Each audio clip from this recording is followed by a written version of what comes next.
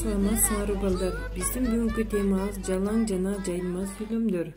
Сабактын максаты жалаң жана жайылма сүйлөмдөр боюнча маалымат алышат, көнүгүшөт, колдонушат. Жалаң сүйлөм баш мүчөлөрдөн гана түзүлөт. Алар жана баяндооч. Ал эми жайылма сүйлөмдөр болсо баш жана айкындооч мүчөлөрдөн түзүлөт. Алар баяндооч жана аныктооч, толуктооч, ышыктооч. Эми бул сүрөткө көңүл бурсак, эне менен баланын ортосундагы мээримди чагылдырган сүрөт экен. Ушуга сүйлөм түзөлү. Эне мээрими эң кымбат. Кандай? Эң кымбат сүйлөмдүн баяндоочу.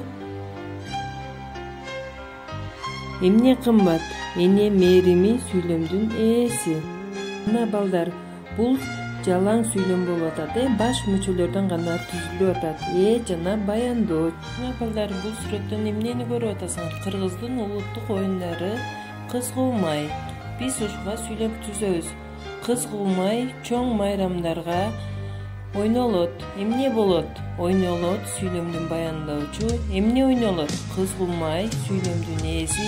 Качан ойнолот? Майрамдарда.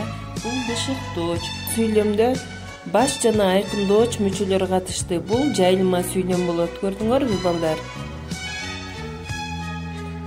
Кана балдар, китебибизде 158-чи көнүгүүнү жазабыз. Жалаң сүйлөмдөрдү өзүнчө, жайылма сүйлөмдөрдү өзүнчө. Момун таарынбайт. Бул жалаң сүйлөм болуп атат. Эмне кылбайт? Таарынбайт. Ким? Момун сүйлөмдүн ээси болуп атат. Жер тойгузат, от күйгүзөт. Бул дагы жалаң сүйлөм. Төз суусуз 2 ай жүрө алат. Бул жайылма сүйлөм болуп атат. Баш жана айкындооч мүчөлөр катышып атат. Мындан аркасын дал ушундай кылып, ар бириңер иштегиле. Үйгө тапшырма 160-чы көнүгүү.